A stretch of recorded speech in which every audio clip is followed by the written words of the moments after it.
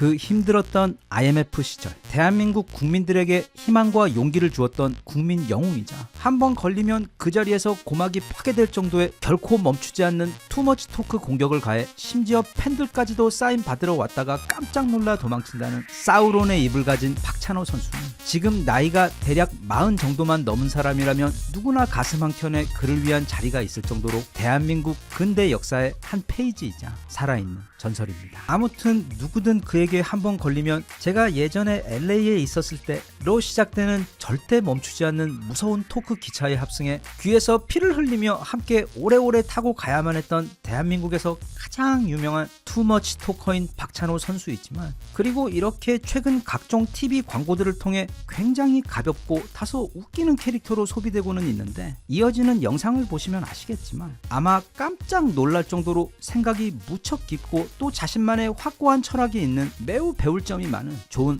롤모델 같은 사람입니다. 이 영상은 우리 한국의 야구 팬들에게, 그에게는 흡사 배다른 형제와도 같은 30년 지기 절친인 이태일 스포츠 전문 기자와 함께 쓴 이 책에는 그가 처음 미국에 갔을 때부터 은퇴 이후의 생활, 그리고 무엇보다 그가 한국의 야구와 스포츠 문화에 대해 어떤 생각을 가지고 있는지 매우 쓴 소리들까지 포함하여 가감없이 담고 있기 때문에 야구 팬들이라면, 그리고 박찬호를 사랑하는 사람이라면 꼭 한번 읽어보시라고 강력하게 추천드리는 귀한 책입니다. 일단 이 박찬호 선수가 누구인지 잘 모르시는 요즘 친구들에게 이분이 누구신지 아주 짧게 설명을 해보자면, 그는 무려 대한민국 사람으로서는 역대 최초로 미국 메이저리그에 진출한 류현진과 이정우 같은 모든 유명 메이저리그들에게 있어 마치 조상님 같은 분으로 축구계의 박지성, 골프계의 박세리 같은 존재, 또는 원조 손흥민 같은 엄청난 남자입니다. 그가 1994년 LA 다저스에 입단할 당시 고작 21살이었습니다. 그때 리그 전체에서도 두 번째로 어린 선수였습니다.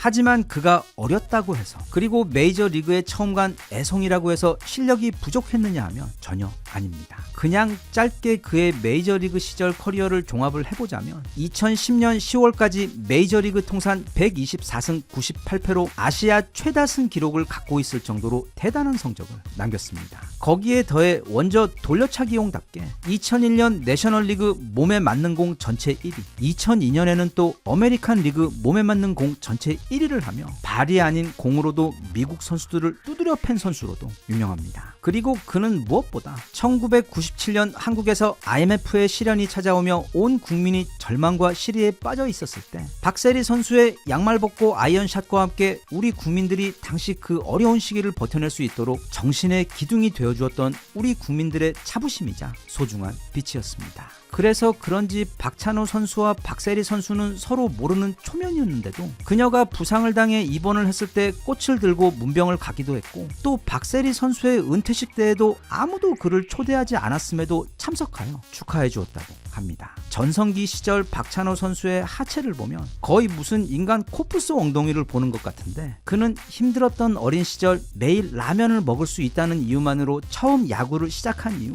고작 초등학생이었던 이미 그때부터 매일 턱걸이와 팔굽혀펴기를 했고, 또 타석에 들어설 때마다 공포심이 느껴지자 스스로 밤에 공동묘지에 가서 스윙 연습을 했을 정도로 애초 그 떡잎부터 엄청난 노력파 선수였습니다. 그리고 그는 이렇게 한국에서 최고를 찍은 다음 미국에 진출한 다음에도 단 하루도 거르지 않고 혹독하게 자신의 몸과 실력을 단련했고, 나아가 그는 나이 어린 선수들이 어린 나이에 큰 인기와 돈을 벌게 되면 주로 빠지게 되는 함정들에도 빠지지 않아 선수 생활 내내 전혀 스캔들도 한 번 없었고, 심지어 아직까지도 술이나 담배도 하지 않을 정도로 거의 수도승 같은 삶을 이어오고 있는 찐 노력파입니다. 그는 책에서 야구 선수라는 직업이 무엇인지, 특히 그게 자신이 속해 있는 구단과 국가, 그리고 무엇보다 팬들에게 있어 어떤 존재인지에 대해 엄청나게 많은 분량을 할애하며 본인의 철학을 전하는데, 그가 볼 때 야구 선수 또는 어떤 스포츠 선수의 경우에도 그들이 존재하는 이유는 오직 팬들이 있기 때문이라고 강조합니다.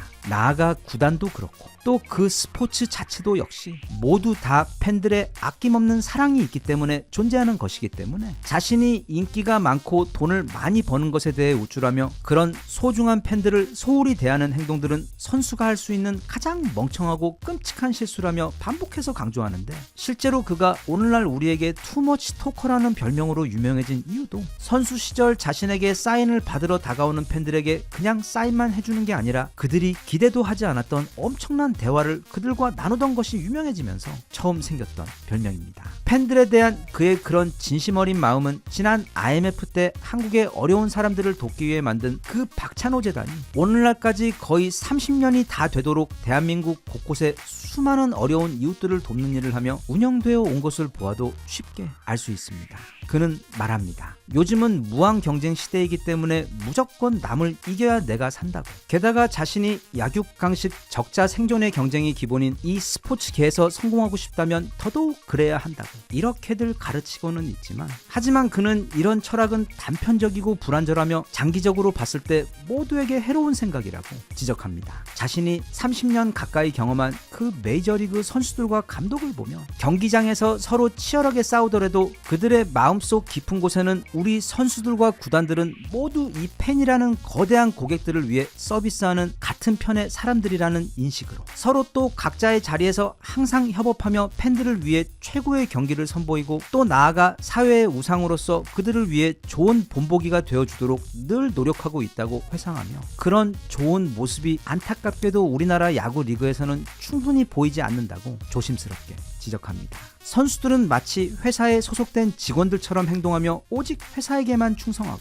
또 어느 정도 큰 돈을 벌게 되면 타석에 들어서도 최선을 다해 노력하는 모습이 사라지거나 다른 팀에 대해서도 마치 적을 대하듯 하는 태도와 무엇보다 자신들의 존재의 그 이유 자체인 팬들을 대하는 생각과 태도가 때론 너무 안타깝다고 그는 짚으며, 만약 선수들이 팬들을 더욱 소중히 여기고 겸손하게 모두가 더 진실된 마음으로 이 야구에 임한다면 우리나라 야구는 지금보다 훨씬 더 크고 성공적인 스포츠가 되어 선수들도 또 구단들도 무엇보다 팬들도 더욱 행복한, 그렇게 모두를 위한 거대한 축제가 될 수 있다고 그는 당부합니다. 그 외 박찬호 선수는 책에서 여러 글을 통해서 선수나 리그가 아닌 우리들 보통 사람들에게도 사실 좀 굉장히 의외일 정도로 깊은 통찰이 느껴지는 조언들을 전해주는데, 먼저 인생에 슬럼프라는 건 없다는 것을 빨리 깨달아야 한다고 그는 말합니다. 그럼 누군가는 내가 지금 계속 슬럼프 때문에 고생 중인데 왜 그게 없느냐고 반문할 수도 있는데, 이 슬럼프라는 건 그게 신입 선수든 메이저리그 베테랑이든 아니면 어리든 나이가 많든 간에 우리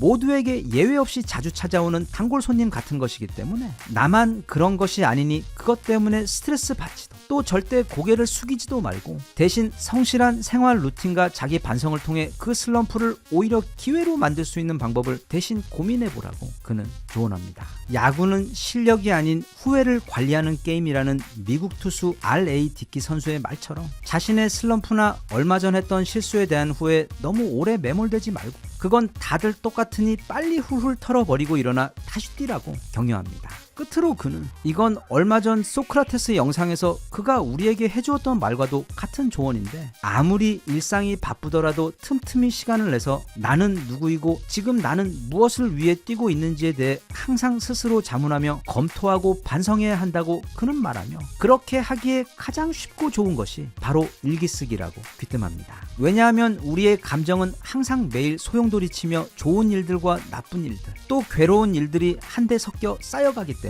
중간에 한 번씩 멈추어 서서 그 감정들 가운데 부정과 긍정을 정리하는 시간을 가지고 또 자기가 잘한 것에 대해서는 스스로 칭찬하고 잘못한 일에 대해서는 반성하며 거기서 무언가 배울 점을 찾는 노력을 하지 않는다면 우리는 그 소중한 일상의 경험들로부터 지혜와 발전의 기회를 수확하지 못하고 그냥 사라져버리기 때문에 하루 중 잠깐이라도 시간을 내서 나를 돌아보며 짧게 명상을 하거나 일기를 쓰는 습관을 들이는 게 어떻겠냐고, 그게 자신에게는 너무도 큰 도움이 되었다고 인성과 철학도 메이저리그인 우리 박찬호 선수는 우리에게 조언합니다. 대한민국 스포츠 역사에 살아있는 화석과도 같은 전설의 선수이자 현역 때는 물론이고 은퇴 이후에도 모든 국민들에게 사랑을 받으며 귀감이 되고 있는 우리 박찬호 선수의 온갖 시시콜콜한 이야기가 가득 담겨 있는 데다 이거 웬만한 철학자보다도 훨씬 더 피부에 와닿는 너무도 귀한 인생 조언들이 가득한 박찬호 선수의 이 멋진 책, 본인이 X세대이거나 또는 열혈 야구 팬이라면 꼭 한번 읽어보시길 바라며 앞으로 우리나라 스포츠계, 특히 야구계에서도 박찬호 선수의 이 애정과 충심이 담긴 조언들에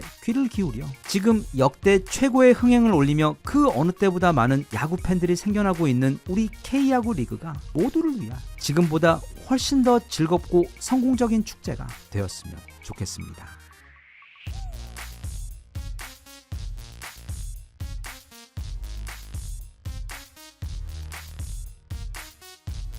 Even if you tried, you wouldn't understand it.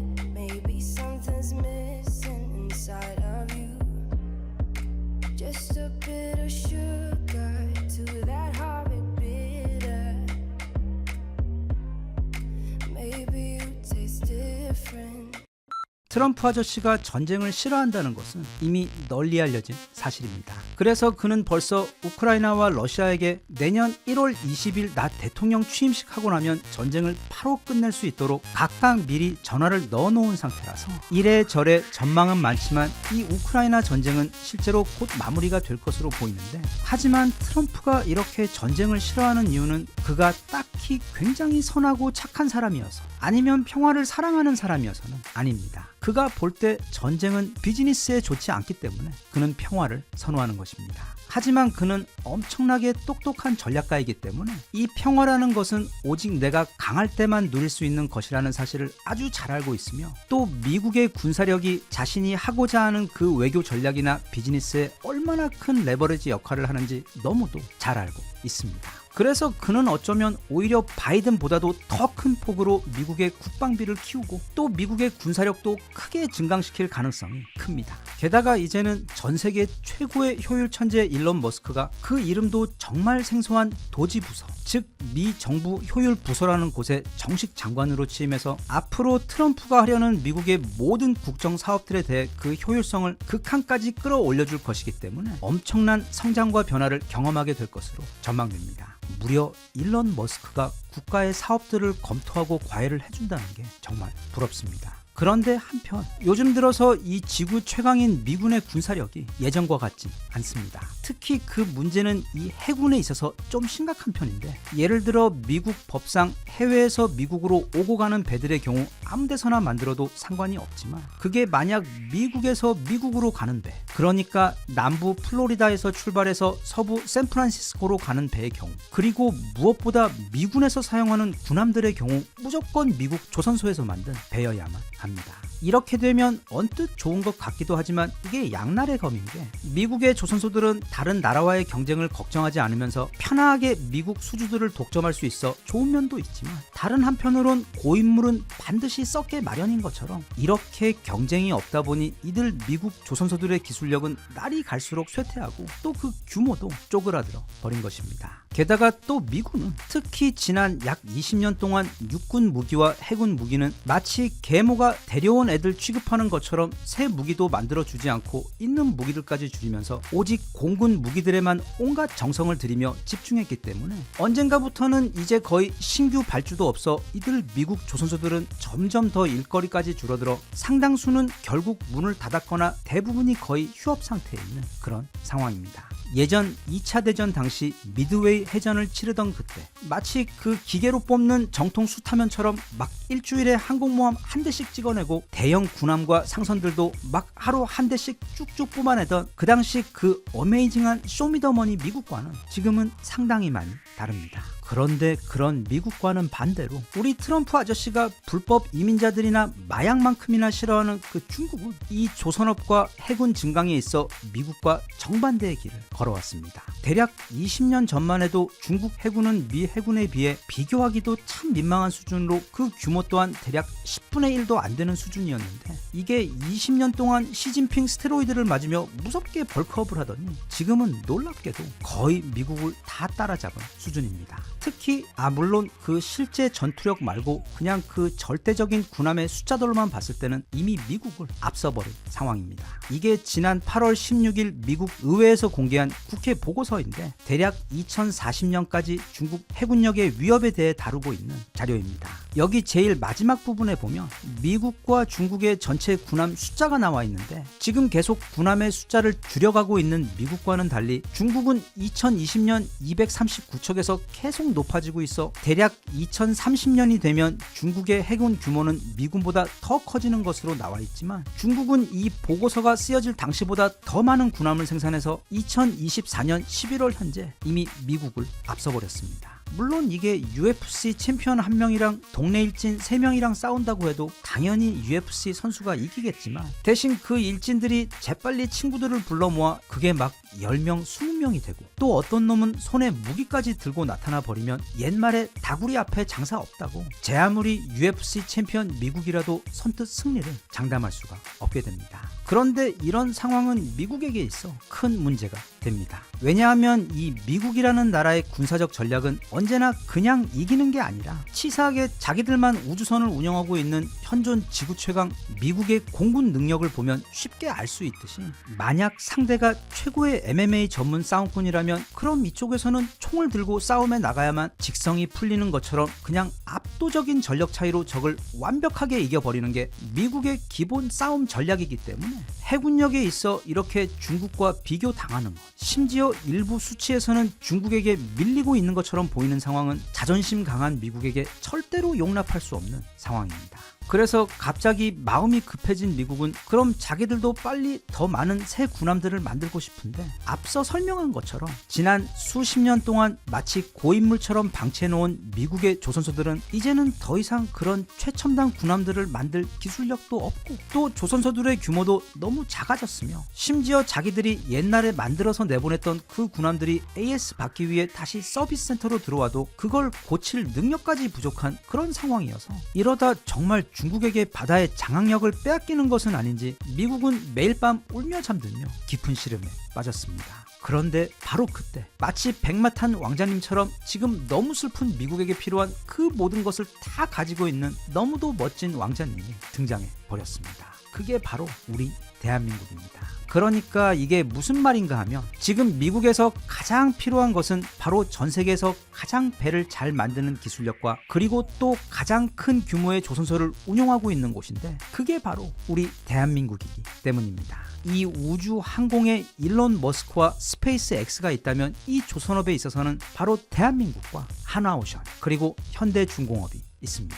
심지어 우리나라는 옛날 이름까지 조선이었습니다. 그리고 그 조선은 전 세계 최초의 바다 위 탱크인 거북선을 만들어 운용하던 원조 괴물 해군의 국가였습니다. 그런데 그런 한국이 가진 강점은 이것뿐만이 아니었습니다. 미리 경고하지만 지금부터는 아주 익숙한 사고 레파토리가 시작되는데 그러니까 우리 한국이 만든 구축함인 세종대왕함은 같은 사이즈와 규모로 제작된 미군, 프랑스군, 중국군 그리고 일본군의 구축함과 비교해도 더 월등하거나 최소한 동일한 전투력을 가지고 있는 마치 우리 K2 흑표와 같은 세계 최정상 수준의 구축함 무기인데 중요한 건 다른 나라들이 그걸 건조하는데 5년에서 10년까지 걸리는 것을 이 효율 변태들인 한국인들은 대략 2-3년 만이면 한 대씩 뚝딱뚝딱 만들어낼 수가 있고 또 하지만 이 정도로는 우리 고객님이 기절하지 않겠다 싶어 걱정이 되었는지 한국은 그 건조 가격까지 타 국가들의 최소 절반 많은 경우 3분의 1의 비용으로 이 군함들을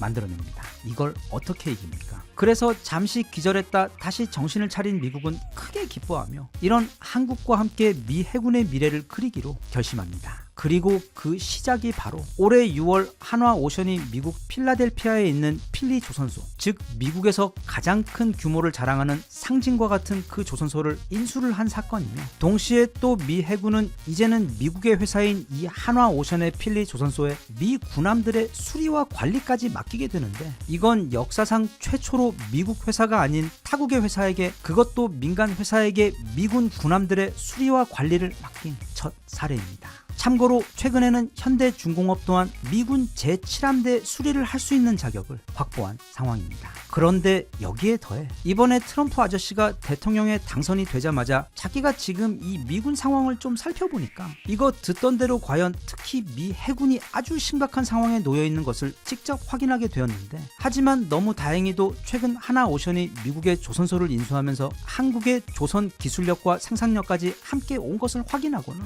이제부터는 미 해군의 모든 정비와 관리, 게다가 줌 왈토와 같은 최신형 차세대 구축함을 새로 만드는 것까지 모두 다 한국에게 맡길 구상을 지금 하게 된 것입니다. 그래서 지난번 대통령에 당선된 직후 우리나라 대통령과 짧게 통화를 했을 때에도 그 대화의 가장 중요했던 핵심 주제 역시 바로 지금 미국은 한국의 조선업의 도움이 크게 필요하다는 트럼프의 말이었던 것입니다. 그리고 그 소식이 뉴스를 통해 풀리자마자 여기 보이는 것처럼 한동안 하향선을 그리던 한화오션의 주가가 순간 점프를 해버렸습니다. 이건 앞으로 한국의 조선 산업에 찾아오게 될 최고의 호재 중 그야말로 슈퍼 트럼프 호재, 즉 앞서 말한 미 해군 선박 수주와 수리 사업권 외에도 트럼프는 바이든 정부가 공격적으로 추진했던 풍력 발전이나 태양광 같은 친환경 녹색 사업들은 모두 다 폐기하고 다시 이전 방식인 석유와 천연가스 쪽으로 방향을 틀 예정인데, 그렇게 되면 다시 한번 전 세계 LNG 운반선과 초대형 유조선에 대한 수요가 폭발적으로 늘어날 것이 지금 너무도 당연한 상황이어서 전 세계에서 이 초대형 LNG 선박 및 유조선을 가장 잘 만드는 우리 한국 조선사들의 미래는 트럼프 임기 내내 엄청난 호황을 누리게 될 것으로 아주 쉽게 전망되고 있습니다. 얼마 전에는 우리 K9 자주포를 미군에서 수입해 미군의 주력 자주포로 사용할지도 모른다는 기사들까지 나왔고, 이제는 한화오션과 현대중공업이 미 해군의 전담 조선소가 되어 거의 모든 물량을 싹쓸이할 것으로 보이는 데다 또 거기에 더해 트럼프의 에너지 및 환경 정책 덕분에 전 세계로부터 LNG 선박과 유조선 수요까지 다시 한국으로 엄청나게 몰리게 된 상황입니다. 물론 아마 트럼프 아저씨가 다시 백악관에 들어가게 되면 우리나라한테 이번에는 그 방위비도 엄청나게 뜯어가실 것이 현재 거의 확실해 보이긴 하는데, 개인적으로 생각할 때 그 방위비는 더 많이 받아가도 괜찮으니까 대신 이번에는 백악관에 계시는 동안 우리 자주포 외 다른 한국 무기들도 아주 많이 사주셨으며, 그리고 미 해군 군함들 수리 물량들과 신형 구축함 건조 주문도 많이 넣어주시길, 그리고 또 이왕에 이렇게 쿨하게 한국 밀어주는 김에 세계 최강 미국의 핵잠수함 기술도 우리한테 좀 팍팍 전수해 주시고, 또 하는 김에 우리 핵잠 만드는 것도 도와주셨으면 하며, 그리고 끝으로 솔직히 진짜 우리도 이제는 막 현무 5 같은 무슨 말도 안 되는 변태 미사일 같은 거 자꾸 만드는 것도 너무 힘이 들기 때문에, 무엇보다 지난번 너무도 쿨하게 미사일 사거리 풀어준 것처럼 혹시 시간 나실 때 이제는 좀 우리 핵 관련 제재들 풀어주는 것도 한번 진지하게 검토해 주시면 개인적으로 아주 고마울 것 같습니다.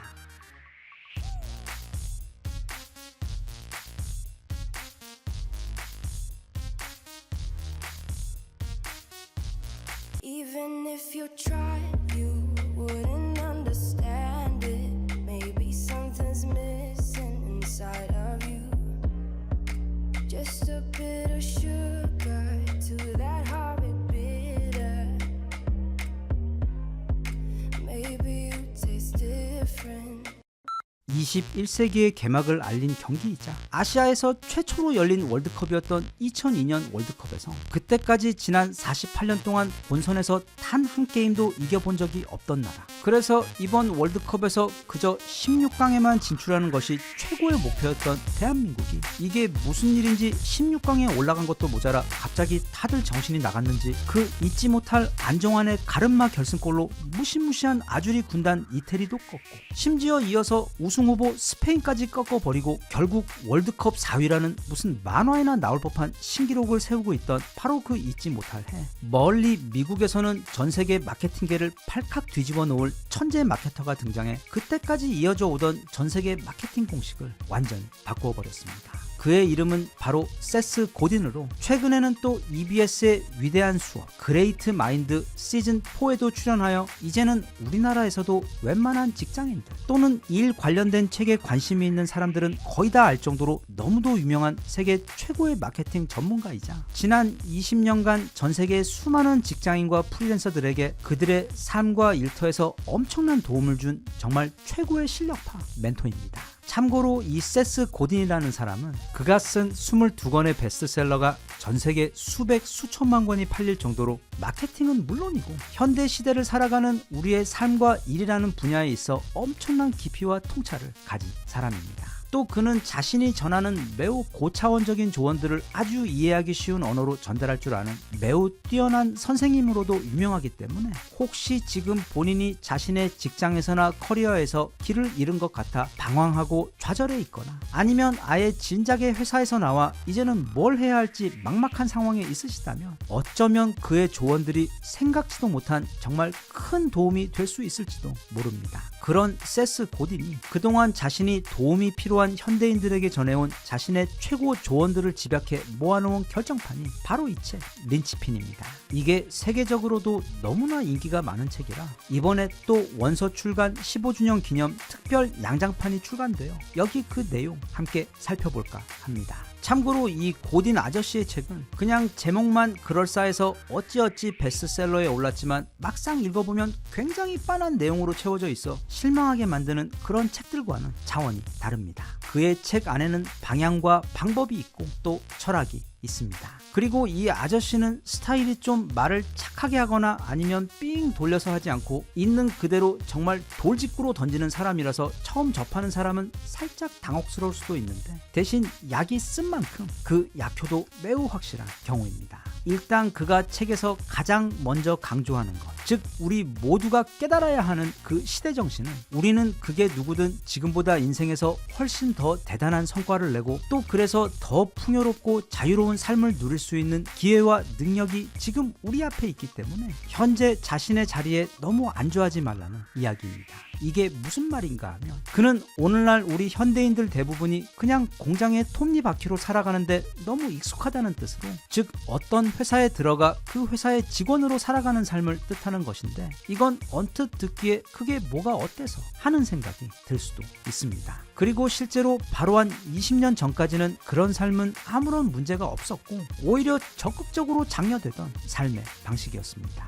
예를 들면 과거 너무도 유명했던 그 아메리칸 드림이라는 표의 의미 역시 누구든 적당히 공부하고 또 적당히 괜찮은 직장에 들어가서 적당히 열심히 일하기만 하면 가족들과 함께 만족스럽고 편안한 삶을 누릴 수 있다는 것을 뜻하는 것이었고 그건 실제로 미국이나 또는 우리나라에서도 불과 한 20년 전까지만 해도 사실이었습니다. 그런데 2000년을 전후하여 컴퓨터가 본격적으로 등장하며 세상이 변하는 속도가 엄청나게 빨라지고 또 그렇게 사회 구조도 빠르게 바뀌다 보니 이제는 적당히 직장 생활을 하는 것만으로는 무난한 생활을 영위하는 게 점점 더 어려워지기 시작한 것입니다. 그래서 옛날에는 평생 직장이라고 해서 한 회사에 들어가면 그곳에 뼈를 묻는다는 신념으로 모든 걸 다 바쳐 일을 했고 또 회사에서도 그런 충성심에 대해 충분한 보상과 안전망을 제공해 주었었는데 이제는 아무도 평생 직장이라는 말을 쓰지 않고 반대로 퇴사와 이직 아니면 갑작스런 명예퇴직을 강요받는 일이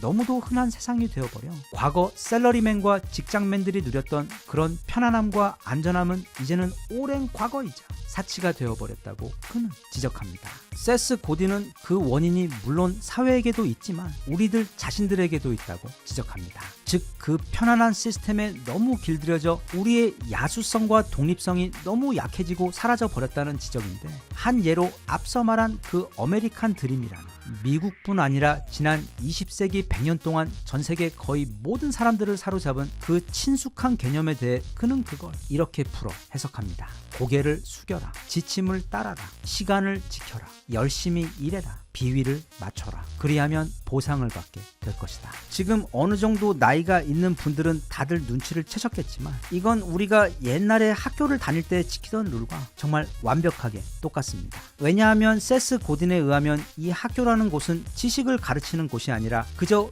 회사에서 일할 노동자들을 대량으로 빨리 생산해내는 일종의 노동자 인력 공장들이었기 때문입니다. 그래서 오늘날 우리는 모두가 똑같은 교육을 받고 또 졸업하면 손에 각자 이력서를 들고서는 다들 똑같은 회사 앞에 긴 줄을 서며 구직을 하는 모습이 오늘날 사회의 당연한 현실이 되어버렸는데, 대신 그렇게 모두가 일종의 톱니바퀴, 즉 언제든지 회사의 필요에 따라 다른 새로운 톱니바퀴로 대체될 수 있는 그런 세상이 되어버려 오늘날 우리 현대인들은 예전보다 훨씬 더 많아진 업무량과 책임감에 더해 미친 수준의 경쟁, 그리고 언제든 대체될 수 있다는 불안감을 안고 살아가야 해서 너무도 힘들고 괴롭다고 그는 말합니다. 대신 옛말에 하나의 문이 닫히면 또 하나의 다른 문이 열린다고, 그렇게 기술의 발전으로 인해 수많은 일들이 자동화, 전산화가 되어버리며 인간의 노동력의 가치가 과거의 그 영광을 잃어버리게 된 것은 맞지만, 대신 한편으론 인간 개개인의 창의력과 능력이 폭발적인 힘을 낼 수 있도록 해주는 기가 막힌 돌파구 또한 생겼다고 그는 이야기하는데, 그게 바로 인터넷입니다.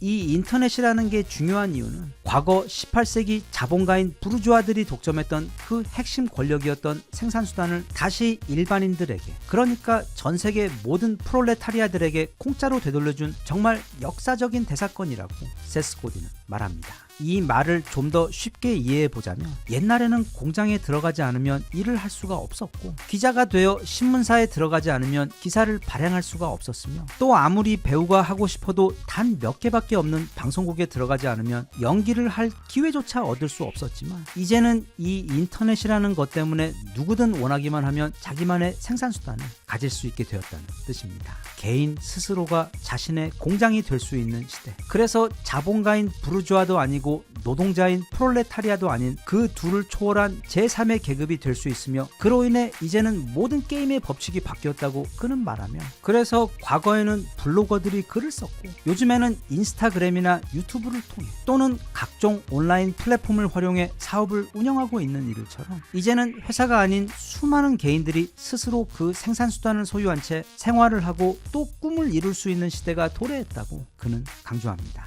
대신 그는 만약 본인이 이렇게 인터넷이라는 또 다가오는 AI라는 이 첨단 시대가 우리에게 선물한 그 막강한 기회를 활용하여 톱니바퀴가 아닌 자신만의 삶을 시작할 생각이 있다면 다음의 몇 가지를 꼭 명심하라고 당부합니다. 첫 번째 조언은 적당히 하지 말라는 것입니다. 이건 노력을 말하는 게 아닙니다. 절대로 평범해지지 말라는 뜻입니다.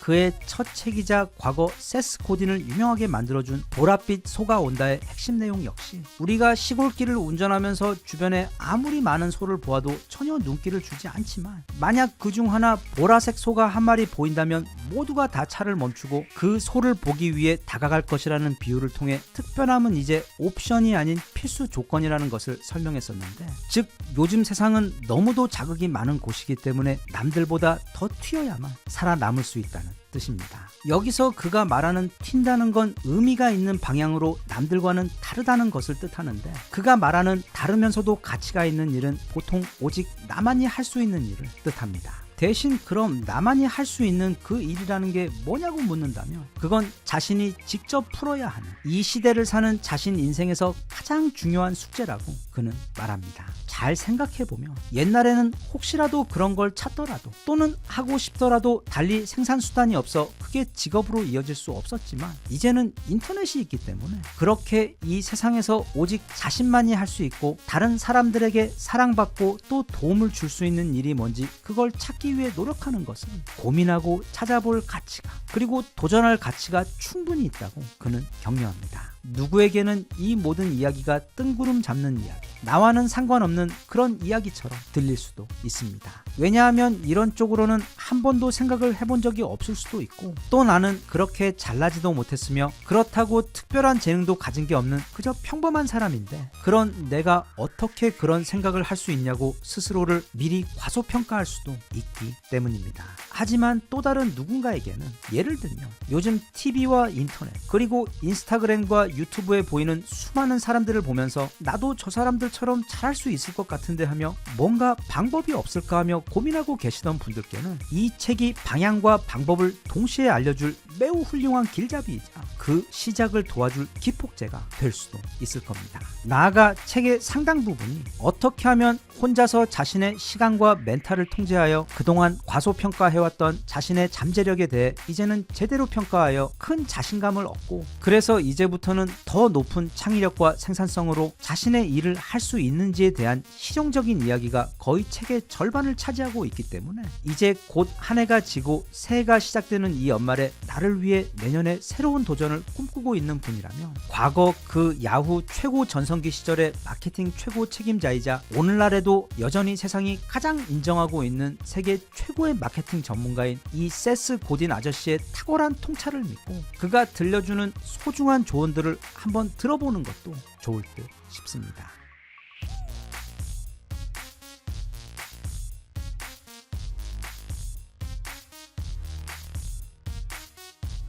Even if you tried, you wouldn't understand it. Maybe something's missing inside of you. Just a bit of sugar to that horrid bitter. Maybe you taste different. 우리 한국에 대해, 특히 우리 한국인들 사이에서 거의 정설로 여겨지는 몇 가지 아주 오래된 믿음들이 있습니다. 예를 들면 우리 한국인은 다들 항상 너무 짜게 먹기 때문에 유독 성인병이 많다거나, 또 한국은 전 세계에서도 가장 사기꾼들이 많은 나라라는 점, 그리고 이건 나름 좀 큰 자부심을 가지고 있는 부분인데, 한국에서는 카페나 어디에 가방을 놓고 화장실에 가도, 심지어 핸드폰이나 노트북을 그냥 테이블 위에 놓고 갔다가 돌아와도 항상 그대로 있는 전 세계 거의 유일한 나라라는 점인데, 옛날에는 이걸 두고 그렇게 다들 칭찬을 하다가도 언젠가부터는 갑자기 이걸 두고 그건 한국이 전 세계에서도 가장 많은 CCTV를 온 사방에 설치해놓고 국민들을 감시를 하고 있어서 그런 것이지 절대로 한국인들이 양심적이거나 착해서 그런 게 아니라는 주장들이 나오고 있는 상황입니다. 그리고 끝으로 이게 정말 중요한 건데, 어쨌든 그렇게 도둑이 없는 양심적인 나라지만 이게 어떻게 된 게 정말 희한하게 이 자전거 도둑만큼은 전국에 너무도 많아. 그것도 전 세계에서도 자전거 도둑이 가장 많은 나라가 우리나라라는 이야기가 바로 그것입니다. 그럼 한 가지씩 좀 찬찬히 살펴보겠습니다. 우선 한국인들은 너무 음식을 짜게 먹어서 문제라는 지적. 실제로 우리가 그 맛있는 부대찌개나 또는 감자탕을 먹을 때, 아니면 식사하며 각종 반찬들을 먹을 때 보면 확실히 그 짠맛이 굉장히 강하게 느껴지기는 합니다만, 그렇다고 우리가 무슨 토끼도 아니고 아무 간도 되어 있지 않은 밍밍한 채소나 물만 마실 수도 없기 때문에 이게 과연 다른 나라들과 비교해 정말로 그렇게 짠 것인지 알아볼 필요가 있습니다. 이건 월드 파퓰레이션 리뷰라는 곳에서 조사한 전 세계 국가들의 나트륨 섭취량을 조사한 것인데, 종종 우리나라가 전 세계에서 가장 짜게 먹는다고 알려져 있지만 실제로 전 세계에서 가장 많이 나트륨을 섭취하는 국가는 바로 중국입니다. 그것도 그냥 그 수치가 압도적으로 높습니다. 아마 모르긴 몰라도 가장 기름진 음식 또한 중국이 1등이지 않을까 싶은데, 그래서 그 아래로 순위를 계속 살펴보면 중국 다음으로 매우 희한하게도 동유럽 국가들이 다 엄청 짜게 먹고 있고 우리나라는 저 밑에 15위에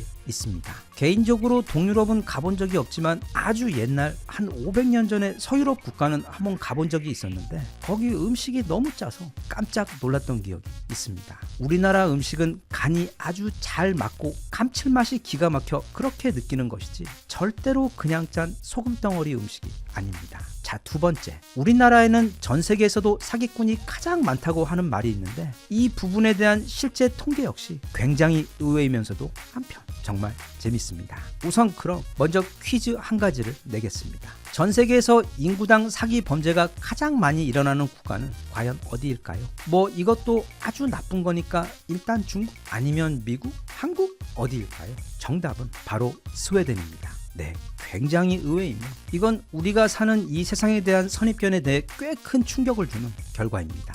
이게 유엔에서 조사한 인구 10만 명당 전 세계 국가들 사기 범죄율 통계인데 그 법 없이도 살 것 같은 조용한 북유럽 국가인 스웨덴은 2등과 무려 3배나 차이가 날 정도로 그야말로 사기꾼들의 천국입니다.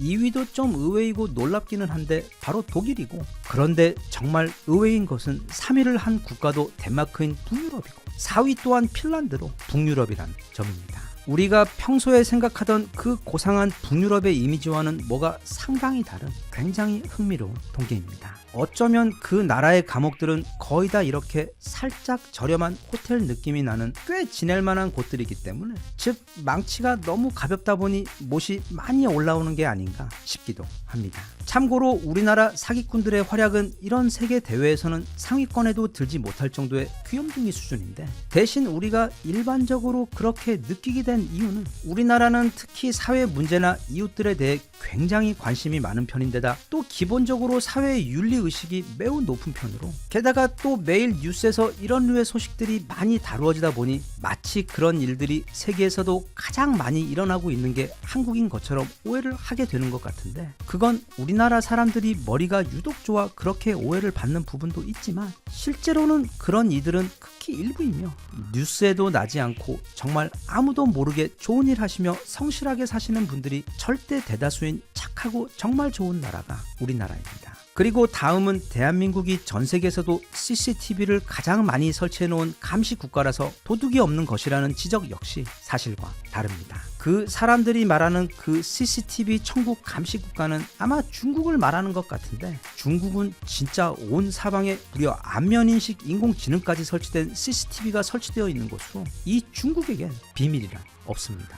그런데 놀랍게도 이 분야 역시 중국이 1위가 아닙니다. 앞서 스웨덴이 황당한 사기꾼 순위에서 1위를 해버리며 신선한 놀라움을 준 것처럼 이 관음증 CCTV 설치 대회에 있어 전 세계 챔피언은 바로 인도입니다. 이게 전 세계 주요 도시들 CCTV 설치 순위인데 1위가 인도 델리 카레이고 3위도 인도 첸나이, 그리고 18위 역시 뭄바이로 인도가 금메달이며, 하지만 언제나 품질보다는 물량 공세로 1등을 노리는 중국답게 2등 칭타오, 4등 선전, 5등 우시와 6등 상하이 등 전체 순위 가운데 거의 절반 가까이를 중국이 모두 차지하며 결코 1위 인도에게 절대 밀리지 않는 2위 국가가 바로 중국입니다. 한편 우리 서울은 전체 순위 중 11위로 굉장히 적당한 수준의 설치량을 보여주고 있으며 절대로 과하게 CCTV를 설치하여 국민들을 감시하는 그런 국가가 아닙니다. 왜냐하면 우리나라 사람들은 이미 개개인 스스로 준법 기준이 너무 지나칠 정도로 높아서 애초에 그렇게 감시할 필요가 없기 때문입니다.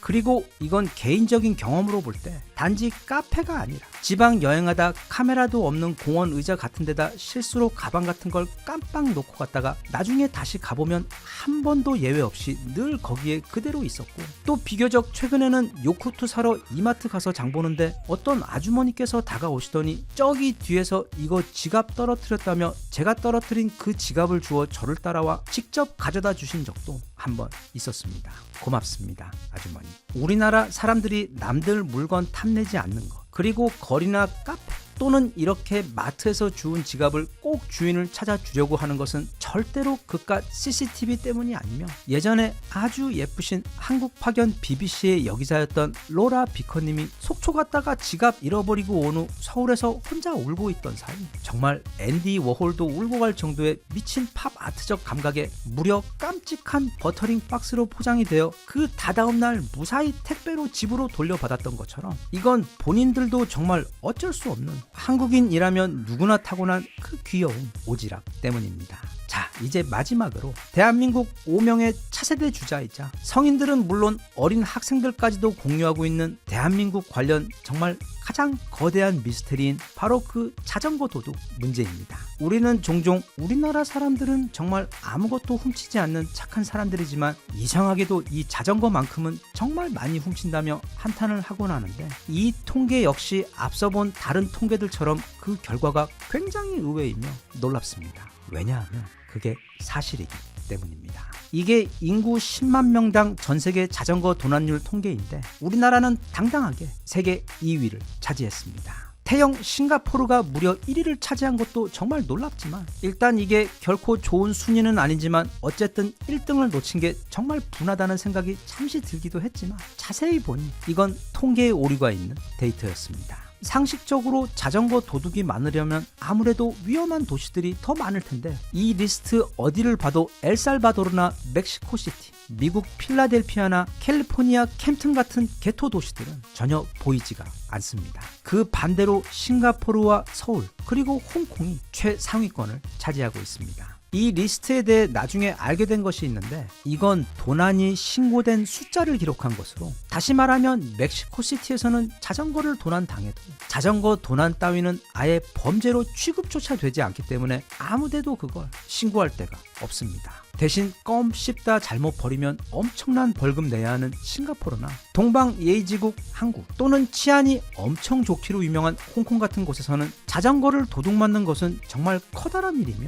또 그래서 그걸 신고하는 일도 엄청나게 많은 것입니다. 즉 이 수치는 절대적인 수치로 볼 때 자전거의 도난 범죄 비중을 보여주는 것이 아닌 얼마나 많이 신고되느냐 그 신고건을 보여주는 것으로, 그래서 이 수치는 다르게 생각하면 그 나라의 치안 시스템이 얼마나 좋은지를 보여주는 아이러니한 데이터로 볼 수 있습니다. 그럼 절대적인 도난 대수를 볼 때의 상황은 이렇습니다. 1년 동안 한국에서 도난 당하는 자전거의 수는 무려 12,033대입니다. 굉장합니다. 그런데 영국의 경우 그게 약 77,100대입니다. 우리보다 대략 6배가량 많습니다. 그런데 독일의 경우 그 숫자가 무려 278,000대입니다. 우리나라의 약 25배. 이때부터는 뒤에 달린 0의 숫자가 다릅니다. 파스타 이탈리아의 경우 32만 대, 독일 옆집 프랑스의 경우 그게 36만 1000대이며 스페인의 경우 이거 뭐 누가 상이라도 주는 건지 한 해 무려 80만 대가 넘게 도둑맞고 있으며 그 치안 좋다고 하는, 그래서 우리나라와 자주 비교되는 일본만 하더라도 그게 약 16만 5천 건으로 우리나라의 10배를 훌쩍 넘습니다. 슬픈 이야기이지만 현장을 잡았다고 하더라도 실제로 자전거 도둑을 잡는 것은 절대로 쉽지 않습니다. 왜냐하면 이미 범인이 자전거를 타고 있기 때문입니다. 아니면 여기 엄청난 용기와 재치를 가지신 개인적으로 존경심이 막 우러러나는 어느 멋진 남미 누님처럼 범인과 밀당을 해서 이기는 경우가 아니라면 한 번 떠난 자전거는 좀처럼 돌아오지 않습니다. 즉 우리나라는 온라인과 주변에서 그렇게 믿는 것과 달리 그렇게 짜게 먹지도 않는 건강한 식습관을 가진 나라이며 또 온 사방에 CCTV를 설치해 국민들을 감시하지도, 또 국민들 역시 그런 CCTV 때문에 법과 질서를 잘 지키는 것이 아닌 그저 스스로 도덕 기준이 굉장히 높은 사람들일 뿐이라는 점과 사기꾼의 비율도 북유럽 국가들에 비하면 우리나라에서는 거의 멸종 수준이며 무엇보다 이 자전거 도둑의 나라라는 불명예는 사실은 전 세계에서도 거의 꼴찌에 가까울 정도로 자전거 도둑이 거의 없는 착한 나라입니다. 다수가 공유하는 잘못된 정보는 선입견을 만들고 그런 선입견은 곧 믿음으로 이어지며 또 그런 믿음은 일상을 생활하며 자신과 주변 세상을 보는 렌즈가 되어 이내 행동으로 이어지기 때문에 조심해야 합니다. 우리나라는 물론 굉장히 많이 먹는다는 점과 사람들이 지나치게 다혈질이라서 쉽게 흥분하고 또 사랑에 빠진다는 단점이 분명히 있지만 전 세계 어디와 비교를 해봐도 단점보다는 모두가 부러워하는 장점이 훨씬 많아. 그리고 무엇보다 그 모든 장점들은 대부분 우리나라 사람들의 심성과 그 오래 이어온 문화에서 비롯된 것으로 그 자체가 이 대한민국이라는 나라의 영혼이자 저력 그 자체이기 때문에 혹시라도 만약 지금까지 우리 한국에 대해 한 가지라도 잘못 오해를 하고 계셨다면 오늘 밤 일기 쓸 때 꼭 반성하시고 다시 마음껏 자랑스러워 하시길 바랍니다.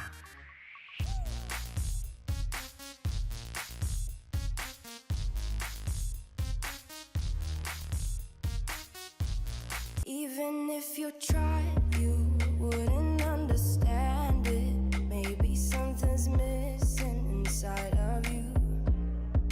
Just a bit of sugar to that horrid bitter. Maybe you taste different. 참고로 이게 일론 머스크가 그 나사의 최고 기술자들을 영입하다가 처음으로 만든 자기들만의 고유 로켓의 엔진인 랩터입니다. 그리고 이게 그 다음 버전이고, 그리고 이게 가장 최근에 완성한 랩터 3입니다. 우리가 지난 50년간 보아온 그 로켓 엔진과 매우 흡사하게 생긴 랩터 1에 비해 랩터 3는 아예 다른 차원의 결과물이자 마치 옛날 브라운관 TV 보던 사람이 처음으로 납작한 LCD TV를 보던 때의 차이, 또 우리와 차은우의 차이, 아니면 공중전화에 동전 넣어 전화하던 사람이 처음으로 핸드폰이라는 걸 보았을 때 받았을 그 첫 충격과 유사할 정도로 일론 머스크는 지금 자신이 하고 있는 진짜 모든 사업에서 그 발전 속도와 혁신의 크기가 그냥 미쳤습니다. 참고로 일론 머스크는 그냥 지금도 전 세계 최고 부자이긴 하지만 인류 최초로 1조 달러, 즉 1천조 원의 재산을 소유한 사람이 될 것으로 미국의 거의 모든 경제지에서 예상을 하고 있는데, 그게 어느 정도 납득이 가는 게 그는 사실상 세계 최초, 그리고 현존 세계 최고의 전기차 회사이자 인공지능 전문 회사인 무려 테슬라를 소유하고 있고, 또 요즘에는 오히려 미국 나사보다 더 앞선 기술력을 뽐내고 있는 우주 정복 프로젝트 스페이스 X까지 운영하고 있는 데다 인간의 뇌에 직접 칩을 이식시켜 마치 공각 기동대의 그것처럼 근 미래 우리가 그저 생각만으로 디지털 세계에 접속하고 연결될 수 있는 차세대 디지털 신경장치 회사인 뉴럴링크도 가지고 있는 데다 이미 현재 우주에다 무려 7,000개의 인공위성을 뿌려놓아, 즉 지구를 삥 둘러 거대한 인공위성 인터넷망을 만들어 놓아 사하라 사막 한가운데서도, 아니면 망망대해 한가운데서도 누구든 인터넷을 사용할 수 있도록 한 스타링크 회사를 운영하고 있는 일종의 천재 공학자이자 사업가입니다. 하지만 그 모든 사업들이 다 돈을 잘 벌어다 주는 것은 아닙니다. 전기차 회사 테슬라 빼고는 그 로켓 사업도, 또 뉴럴링크와 스타링크도 다 대부분 아직은 적자 상태입니다. 그래서 미국의 테크 경제 전문가들이 예상하는 그가 곧 인류 최초의 1조 달러 부자가 될 것이라고 예상하는, 그러니까 그에게 그런 말도 안 되는 숫자의 부를 가져다 줄 것이라고 전망하고 있는 분야는 따로 있는데, 그게 바로 로봇 사업입니다. 로봇? 네, 이게 지금은 저기 먼 미래에나 있을 법한, 아니면 영화나 또는 옛날 일본 만화 영화에나 나올 법한 그런 애들 장난 같은 이야기처럼 느껴질 수도 있는데, 이 인터넷이, 그리고 손안에 맞는 컴퓨터인 스마트폰이 정말 순식간에 우리 삶과 사회 안으로 들어와 이제는 이미 절대로 없어서는 안 될 삶의 일부분이 되어버린 것처럼, 그리고 이미 도로마다 전기차가 가득한 것처럼, 게다가 영화 허에 나오던 모든 걸 알고 또 모든 걸 다 할 줄 알며 마치 인간처럼 완벽하게 자연스러운 대화가 가능한 그런 만능 AI 역시 이미 챗 GPT-4.5의 등장으로 현실이 된 것처럼 이제 우리 인류의 다음 단계는 바로 로봇입니다. 참고로 그 로봇의 또 다음 단계는 인공지능으로 완성된 완벽한 성능의 가상현실 세계입니다. 아마 지금부터 대략 10년 정도만 지나도 인공지능의 도움으로 현실과 거의 구분이 어려운 수준의 가상현실 세계가, 또는 가상현실 세계 제품이 출시돼요. 사람들은 자신의 여가시간 대부분을 현실보다 그 가상 디지털 세상 안에서 더 많은 시간을 보내며 살고 있을 확률이 매우 높습니다. 아무튼 다시 로봇 이야기로 돌아와서, 예전에 제가 영상으로 한번 소개한 적이 있는 피규어 1 역시 이미 말도 안 되는 수준의 높은 완성도를 보이고 있는데, 이렇게 인간과 똑같이 생기고 또 똑같은 형태로 작동하는 로봇을 인간형 로봇이라고 부릅니다. 참고로 이 피규어 로봇 회사는 이제 곧 올해 다음 달인 12월이면 시작될 일론 머스크의 로봇 시장 독주를 막기 위해 챗 GPT 회사인 오픈 AI와 마이크로소프트, 그리고 엔비디아가 힘을 합쳐 만든 테슬라 로봇 대항마 회사입니다. 그리고 벌써 그 제품의 퀄리티가 끝내주며 일부는 이미 BMW 공장에 취직해 일하고 있습니다.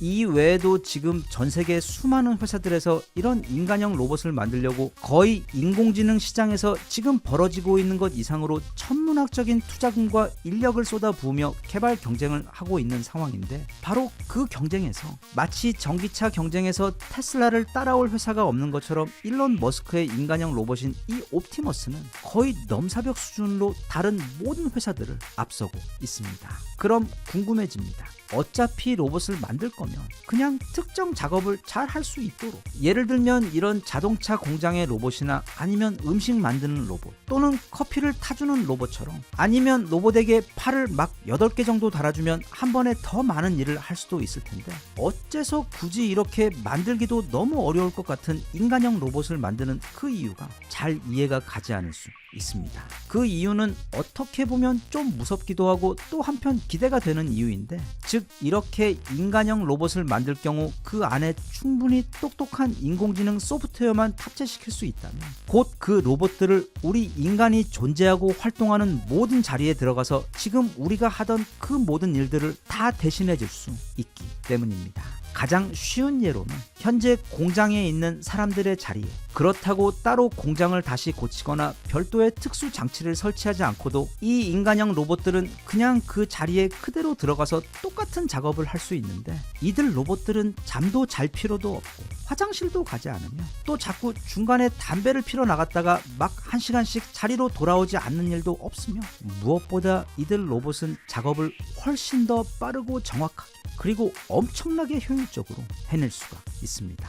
사실 이렇게 생각하면 이런 로봇들은 전 세계 모든 회사와 공장주들이 항상 꿈꿔오던 기술의 선물입니다. 그런 이유 때문에 이미 전 세계 공장들에는 우리 일반인들은 잘 모르고 있지만 이미 이런 인간형 로봇들이 굉장히 많이 들어가 시범적으로 사용되고 있고, 아마 바로 내년부터는 그런 추세가 엄청나게 속도를 내며 넉넉 잡아 향후 약 10년 내 전 세계 공장 자리의 거의 80% 이상이 거의 다 이런 로봇들로 채워질 예정입니다. 그럼 이게 로봇들이 우리 일자리를 빼앗기 때문에 우리에게 나쁜 것이 아니냐고 생각할 수도 있는데, 그리고 그건 일부 일리가 있는 우려이기도 하지만 이미 은행들도 ATM 기계를 한 대 놓을 때마다 평균 28명의 직원을 해고하는 것으로 알려져 있습니다. 네, 좀 구식이긴 하지만 ATM 기계도 일종의 로봇입니다. 그래서 이렇게 기술의 발전이 인간의 노동 영역을 침범하며 인간에서 기계로 대체되는 변화는 우리 근대 역사 기술의 발전과 함께 항상 따라왔던 필연적인 변화입니다. 대신 그만큼 우리에겐 그렇게 잃는 것보다 더 큰 기회 역시 새로 생기기도 하는데, 예를 들면 이런 인간형 로봇들은 공장에서 제품을 만들거나 물건을 옮기는 작업만 하는 게 아니라 조만간 더 세련되게 다듬어져 그 다음에는 곧장 우리들의 가정으로 들어오게 될 것입니다. 이것 또한 설마 하시는 분들이 계시겠지만, 한 예로 불과 70년 전에 이 자동차는 너무도 편리한 기계였지만 오직 부자들만 누릴 수 있었던 사치품이었던 반면, 오늘날에는 거의 누구나 필요한 사람은 다 자동차를 소유하고 충분히 활용하고 있는 것처럼 이 로봇들 역시 각각의 가정에 들어와서 정말 지난 2000년간 가정일을 하는 모든 사람들을 힘들게 했던 그 설거지와 빨래 그리고 청소와 같은 가사 노동에서 우리가 완벽하게 해방될 수 있도록 해줄 것입니다. 그리고 그런 확실한 용도가 있어야만 또 이 로봇 사업도 큰 수요를 만들 수 있기 때문에, 마치 과거 스마트폰이 정말 순식간에 인류의 필수품이 되었던 것처럼 우리 상상보다 엄청나게 빠른 속도와 완성도로 이들 로봇들은 우리가 절대 거부할 수 없는 아주 친근한 디자인과 강력한 기능들로 무장한 채 순식간에 우리들의 가정 안으로 들어와 가사 노동은 물론이고 강아지와 고양이를 돌봐주기도 하고, 밤에는 잠도 안 자고 집에 방범 경계도 서줄 것이며, 또 무엇보다 몸이 불편하신 분들을 위해서는 세상에서 가장 고마운 도움을 주는 도우미가 돼요. 마치 무슨 가구나 TV를 집에 들여놓는 것처럼 그렇게 우리 삶의 일부로 빠르게 들어오게 될 것입니다. 그래서 단순히 계산을 해보아도 그때에는 전 세계 공장과 가정에서 일하고 있는 전체 이 로봇들의 수는 현재 자동차의 수를 정말 아득히 넘을 정도로, 우리가 지금 전 세계에 있는 모든 냉장고와 TV의 수를 계산하기 어려운 것처럼 그야말로 천문학적인 숫자가 될 것입니다.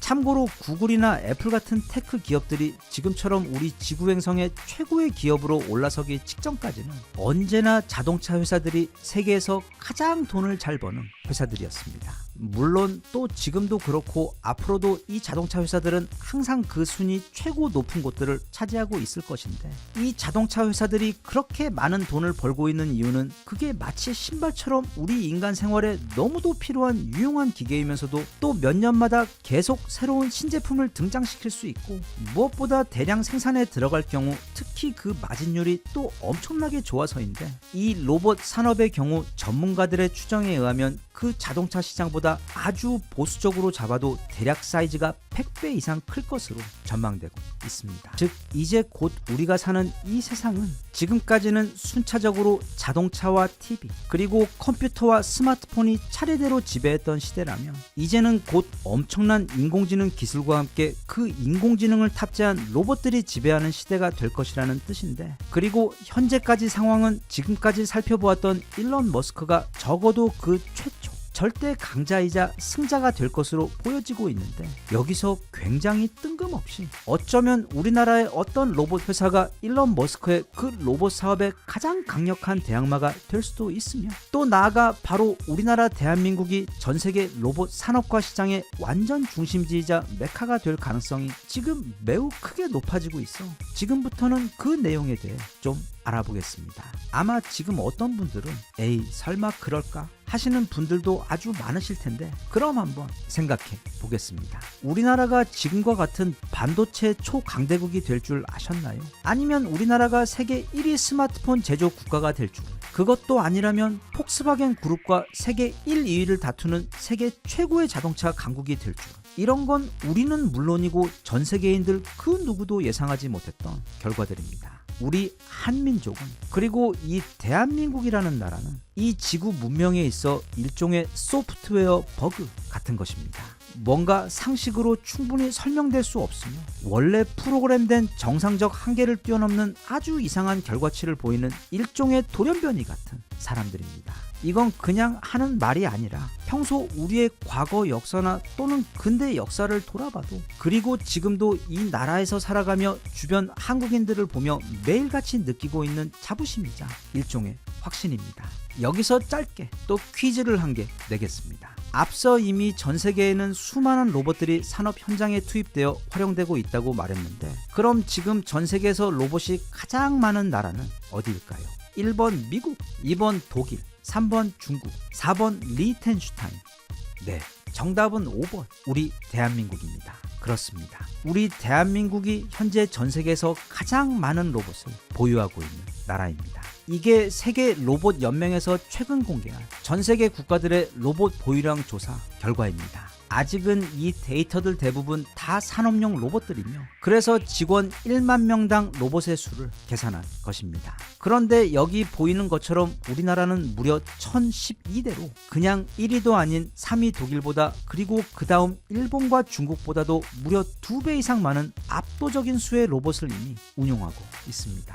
그저 우리 일반 사람들 눈에 보이지 않을 뿐, 대한민국은 지금 전 세계에서 가장 빠른 속도로 치고 나가며 과거 인터넷과 디지털 경쟁에서도 그러했고, 또 국민의 스마트폰 보유 및 사용량에서도 현재 전 세계 압도적 1위를 하고 있는 것처럼, 이제 그 다음 단계인 로봇 사회를 향해서도 전 세계에서도 가장 빨리 앞서가고 있습니다. 그리고 그런 우리나라에는 아마 믿기지 않겠지만 일론 머스크의 그 무시무시한 테슬라 로봇 군단에 맞먹을 만한 세계 최고의 로봇 회사가 이미 존재합니다. 바로 전 세계 모든 로봇의 조상님이자 고향이 바로 보스턴 다이나믹스입니다. 다들 옛날에 인터넷 서핑하다가 이 로봇들 한 번씩 보신 적 있으실 겁니다. 소처럼 생겨서 미군들 집 나르는 신기한 로봇, 요즘 많이 보이는 개를 닮은 로봇인 스팟, 그리고 가분수처럼 생겼는데 끝내주는 운동 성능을 가진 바로 아틀라스 등 이 모든 로봇들이 모두 바로 보스턴 다이나믹스에서 개발한 로봇들이며, 전부 다 해당 분야 전 세계 최초의 완성형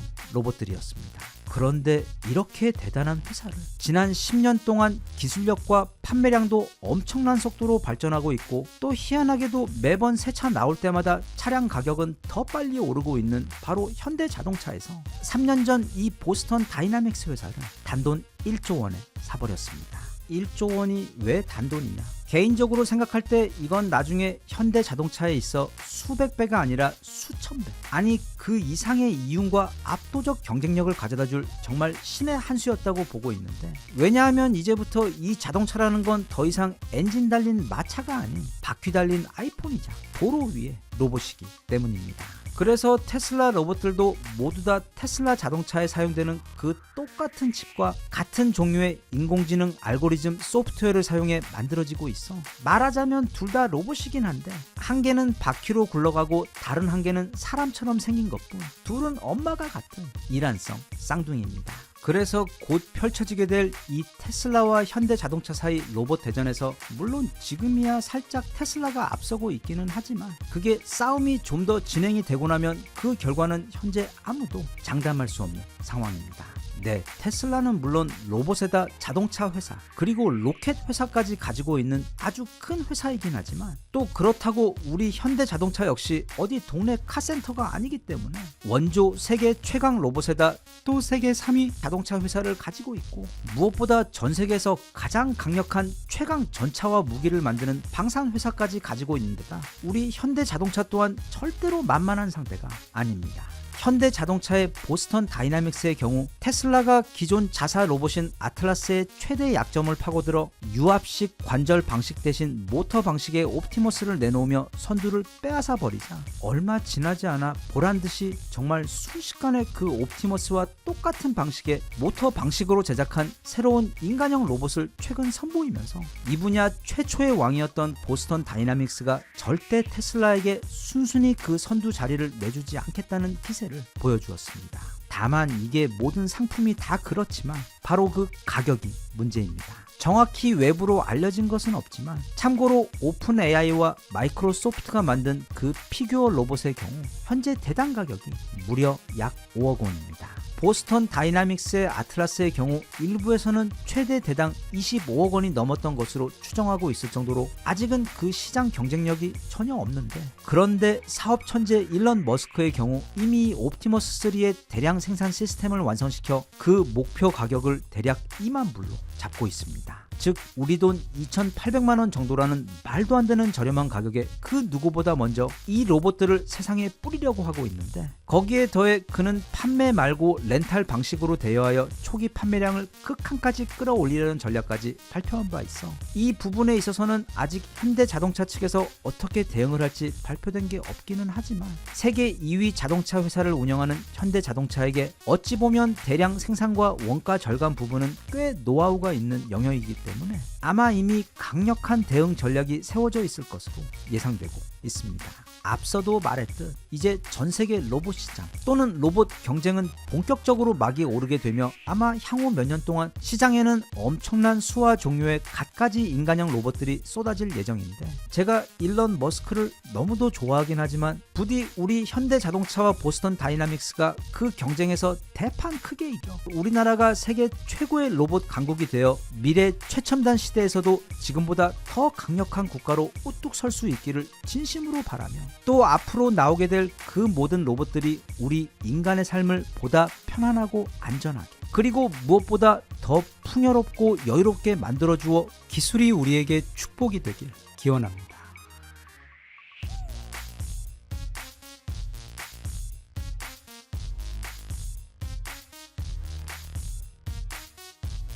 Even if you tried, you wouldn't understand it. Maybe something's missing inside of you. Just a bit of sugar to that horrid bitter. Maybe you taste different. 트럼프가 아주 압승으로 당선되었습니다. 트럼프는 어제 선거 개표 결과에서 예상보다는 아주 여유롭게 과반을 넘기며 미국의 제47대 대통령이자 4년 전 왕좌에서 쫓겨난 이후 온갖 굴욕을 겪은 다음 심지어 얼마 전에는 죽을 고비까지 넘기면서까지 정말 무슨 복수열전 영화처럼 미국의 새로운 황제가 되어 화려하게 돌아왔습니다. 정말 흥분됩니다. 이제 다시 우리의 이 지구 문명은 한치 앞을 내다볼 수 없는 엄청난 혼돈의 소용돌이 속으로 빨려 들어가 다시 한번 굉장한 변화들을 경험하게 될 것입니다. 전 세계의 전문가들은 다들 트럼프가 다시 대통령이 되면 이렇게 할 것이고 또 저렇게 될 것이다 라고 수많은 전망들을 해왔지만 트럼프 특성상 아마도 그 모든 예상과 전망을 아득히 뛰어넘는 아무도 상상조차 못했던 정말 충격적이고 파격적인 말과 행동들을 매일같이 세상을 향해 던질 것이기 때문에 때문에 앞으로 나와 우리가 살고 있는 이 세상과 특히 우리나라의 미래가 어떻게 변할지, 마치 높이 5,000m짜리 청룡열차에 안전벨트 없이 올라타 그 꼭대기에 올라서서 이제 막 전속력으로 질주를 시작하기 바로 그 직전의 기분처럼 엄청난 기대와 걱정이 교차하는 기분 좋은 흥분이 느껴집니다. 모두가 다 같은 마음이겠지만 개인적으로 이번 트럼프의 복귀와 관련해서 가장 크게 기대하고 있는 부분은 바로 전쟁 종식입니다. 그는 입버릇처럼 자신이 대통령이 되는 순간 그 끔찍한 우크라이나 전쟁과 중동 전쟁을 즉시 끝낼 것이라고 호언을 해왔기 때문이며, 또 전쟁을 매우 싫어하는 그답게 즉시 그렇게 할 것으로 예상되기 때문인데, 그럼 누군가는 말합니다. 그가 아무리 미국의 대통령이긴 하지만 그 전쟁들을 무슨 수로 끝을 낼 수 있겠냐고 말입니다. 우크라이나는 애초에 러시아와 전쟁을 할 사이즈가 못 됩니다. 당연히 러시아를 이기는 것은 애초에 불가능했고, 또 지금처럼 지난 거의 3년 동안 이렇게 싸움을 유지하고 있는 것조차 모두 서방국들의 지원, 그 중에서도 특히 미국의 지원 때문에 가능했습니다. 2024년 10월 21일 발행한 미국 국방부의 공식 문서에 따르면 미국은 올해 10월까지 우리 돈 약 137조 원에 달하는 돈을 그중 70% 정도는 무기의 형태로, 나머지 30%는 금융의 형태로 지원을 해왔습니다. 그리고 여기 이 지도는 너무도 성스러운 이름을 가져 언제나 매우 조심스럽게 발음해야만 하는 알자지라에서 만든 지도로, 짙은 파란색으로 된 곳들이 바로 독일과 프랑스, 스페인, 영국처럼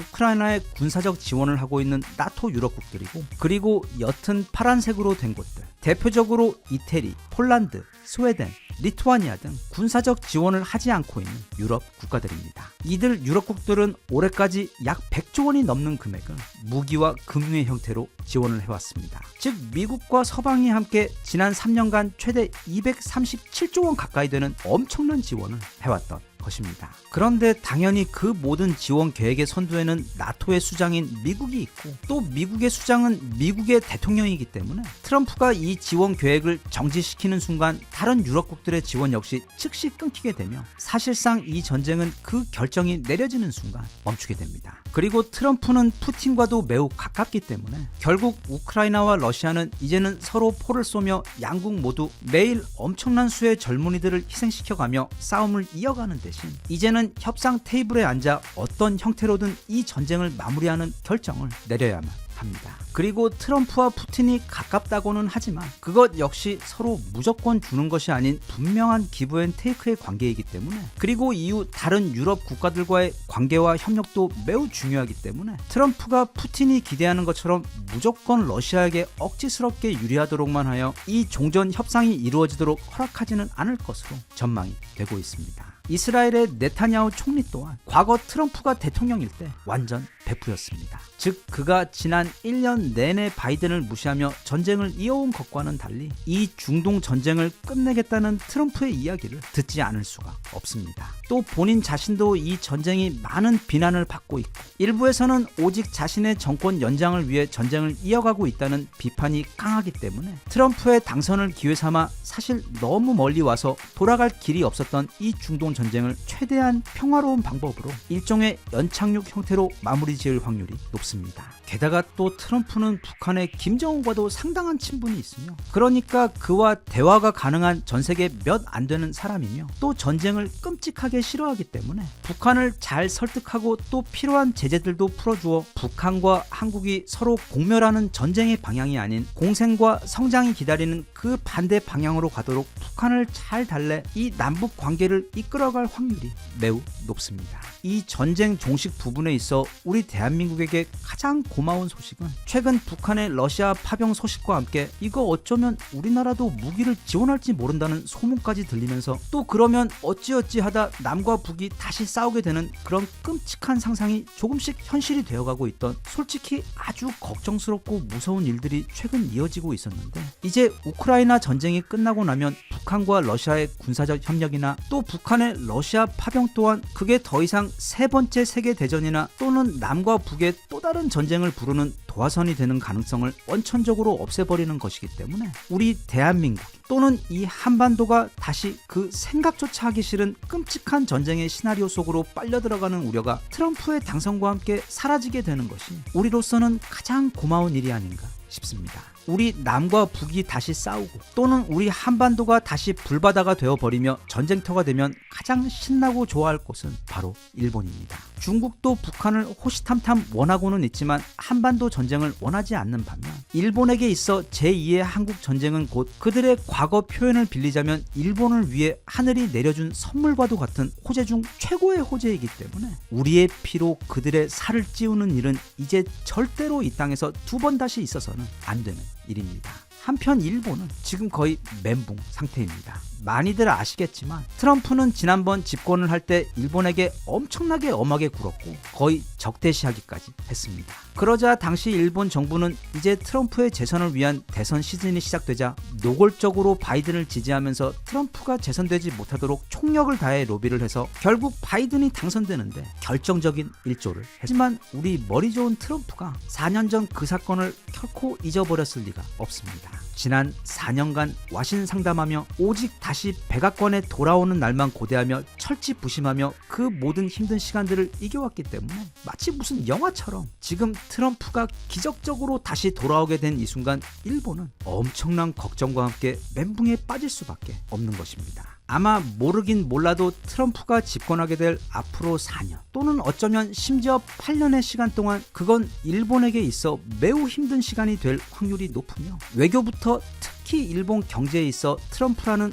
아주 춥고 긴 무서운 겨울을 견뎌야만 할 것으로 보입니다. 모르긴 몰라도 아마 지금까지 바이든과 이어왔던 외교와 경제 그리고 안보의 모든 협력 관계를 다시 재정립해야 할 것이고 만약 그걸 계속 유지하려 한다면 트럼프가 요구할 어마어마한 비용을 부담해야 할 것으로 전망되고 있어 지금 일본은 물론 겉으로는 트럼프의 당선을 축하하고는 있지만 속으로는 4년 전에는 이런 날이 올 줄은 상상조차 하지 못했던 가장 최악의 시나리오가 이제 막 시작되는 정말 끔찍한 상황이 아닐까 싶습니다. 개인적으로 트럼프의 복귀를 크게 환영하며 부디 그가 자신의 그 오랜 약속처럼 지난 3년간 전 세계를 다시 세계 전쟁의 위험 속으로 끌고 들어가다 그리고 최근 들어서는 정말 갑자기 우리 대한민국까지 다시 전쟁의 위험으로 끌고 들어가려던 그 전쟁이 종식될 수 있다는 것 하나만으로도 물론 혼돈의 인간 버전인 트럼프가 또 어떤 요구와 충격을 우리에게 가져올지는 알 수 없지만 이 세계에서 그리고 무엇보다 우리 한반도에서 무서운 전쟁의 위험을 지워주는 것 그것 하나만으로도 그의 복귀는 우리 모두로부터 환영받을 가치가 있지 않나 싶습니다.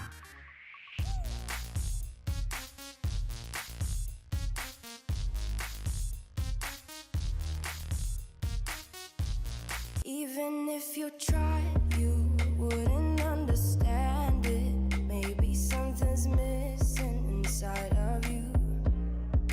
Just a bit of sugar to that horrid bitter. Maybe you taste different. 아테네에서 가장 못생겼던 남자. 코는 넓은 자갈돌처럼 넓적했으며 입술은 지나치게 두꺼웠고 마치 개처럼 양쪽으로 쭉 찢어진 눈에 심지어 거의 대머리였던 소크라테스는 목욕도 잘 하지 않았는데다 항상 맨발에 늘 초췌한 옷만 걸치고 다녔기 때문에 솔직히 말하면 그리 매력적인 남자는 아니었습니다. 이번 영상에서는 니체나 쇼펜하우어 또는 공자와는 다르게 그 이름이 아주 유명하기는 하지만 좀처럼 책이나 매체에서 잘 다루어지지 않아 너 자신을 알라와 같은 몇 마디 외에는 그에 대해 알려진 것도 거의 없고 배울 것도 많지 않은 그러나 잘 믿겨지지 않겠지만 사실 그는 알고 보면 완전 끝내주는 상남자 중에서도 진짜 최고의 알파 메일이었던 것에 더해 또 그가 전하려 했던 철학 역시 너무 어렵거나 아니면 소수의 사람들만 이해할 수 있는 난해한 것이 아닌 우리의 인생에 있어 엄청나게 현실적으로 도움이 되는 귀한 지혜들이었다는 사실을 잘 알 기회가 없는데 그래서 오늘은 이 철학자들의 철학자인 소크라테스에 대해 함께 알아볼까 합니다. 먼저 여기 잠깐 퀴즈를 내겠습니다. 당시 아테네 사람들이 불렀던 소크라테스의 별명은 무엇이었을까요? 1번 대머리, 2번 그리스 최고의 철학자, 3번 아테네 오징어.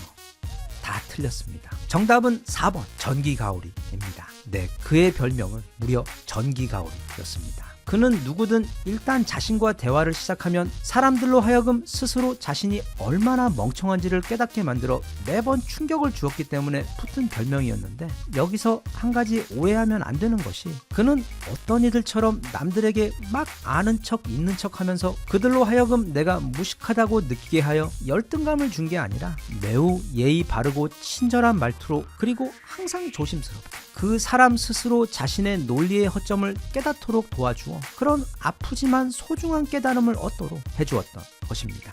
우리가 이 소크라테스에 대해 가지고 있는 또 한 가지의 선입견은, 그가 땅딸보의 대머리 그리고 배가 많이 나온 뚱뚱보였기 때문에 항상 책상 앞에 앉아 책을 읽거나 글을 쓰고 있었을 그런 학자 타입의 사람이었을 것이라는 오해입니다. 그 정반대입니다. 그는 당시 아테네 최고의 전사이자 전쟁 영웅 중 한 명으로, 요즘으로 말하자면 특수부대에 해당하는 아테네 최정예 중보병 전사로서 수많은 전투에 참전하여 싸우며 그의 활약상은 아테네에서도 아주 유명했을 정도로 그는 싸움 좀 하던 아주 센 상남자였습니다. 그런데 40 전까지는 그래도 조용했던 그의 삶이 40을 전후해서 완전히 바뀌어버립니다. 왜냐하면 37살 때 참전해서 40살까지 싸웠던 포타다이아 전쟁에서 물론 그의 활약상은 대단하긴 했지만, 그가 직접 목격하게 된 전쟁의 참혹함과 무엇보다 강자였던 아테네가 약소국을 힘으로 부당하게 제압하는 모습을 보게 된 소크라테스는 세상에 대한 심각한 실망과 회의에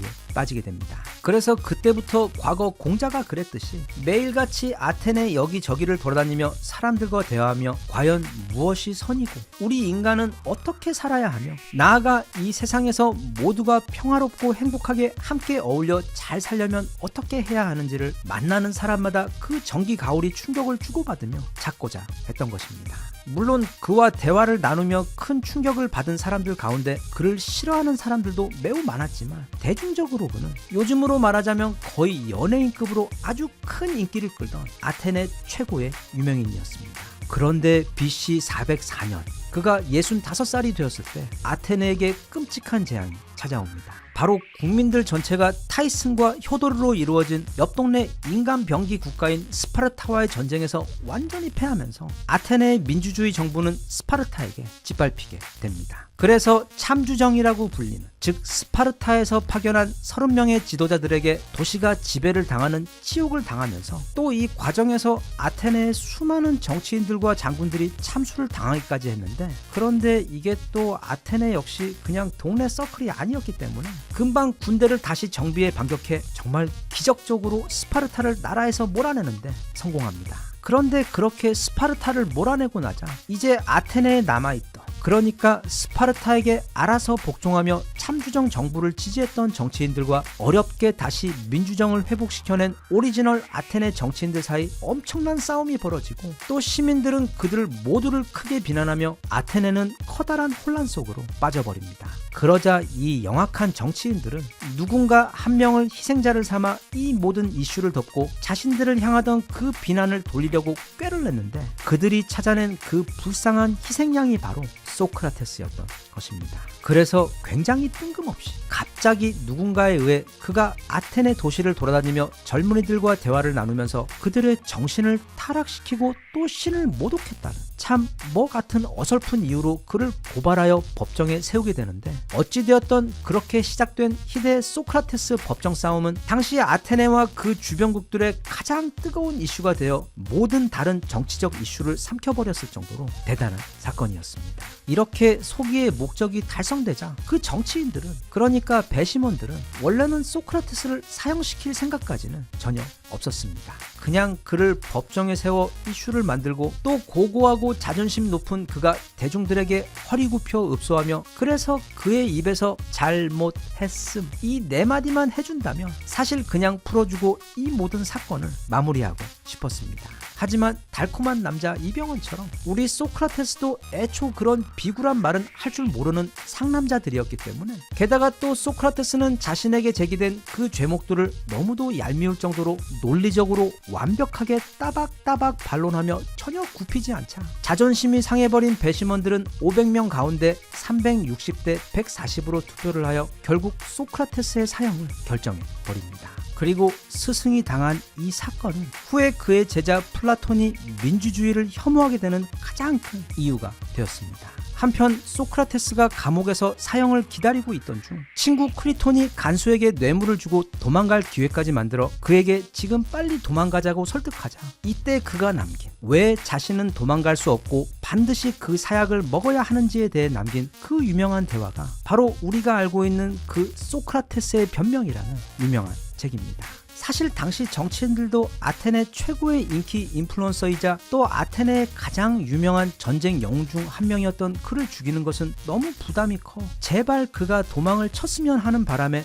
모른 척하며 빠져나갈 길을 다 만들어 주기까지 했는데 아무튼 이 고집쟁이 소크라테스는 그 도망갈 기회를 단박에 거절하고 아주 강한 독이 있어 절대 인간이 먹어서는 안 된다고 알려졌으나 우리 한국인들은 그걸 쪄서 나물로 무쳐 먹고 비빔밥에도 꼭 들어가야 하는 무시무시한 독초 미나리로 만든 사약을 원샷으로 드링킹 해버린 후 그는 전설이 되었습니다. 이게 대략적인 소크라테스의 삶과 죽음에 대한 소개인데 그럼 그가 우리에게 남긴 실용적인 조언들에 대해서도 같이 한번 알아보겠습니다. 참고로 이 영상은 국내 철학 입문서 중에서도 매우 드물게 소크라테스라는 주제를 다룬 그리고 그 내용을 사실 꽤 놀라울 정도로 충실하게 꾹꾹 눌러 담아 펴낸 책 40에 읽는 소크라테스의 내용을 소개하는 영상입니다. 저는 이미 이 40 철학 시리즈 중에서 니체부터 쇼펜하우어까지 거의 대부분의 철학자들을 다 다루었는데 이번 소크라테스 편은 그 중에서도 어쩌면 가장 내용이 훌륭하고 또 읽으면서도 크게 도움이 되었던 매우 좋은 책이었습니다. 그래서 올겨울 밖에 눈이 소복소복 내리는 저녁 집에 앉아 찬찬히 읽어볼 좋은 철학 입문서를 찾던 분들께는 아마도 매우 좋은 선택이 될 것으로 보이기 때문에 관심이 있으신 분들은 이 책 꼭 한번 알아보시길 바랍니다. 자, 이제부터는 소크라테스가 우리에게 남긴 정말 피와 같은 인생 조언들 이야기입니다. 우선 제일 먼저 그의 가장 유명한 말인 너 자신을 알라부터 시작하겠습니다. 이건 사실 그가 남긴 말이 아니라 당시 아테네에 존재하던 신에게 제사를 올리는 가장 성스러운 곳인 델포이 신전의 입구에 적혀있던 말입니다.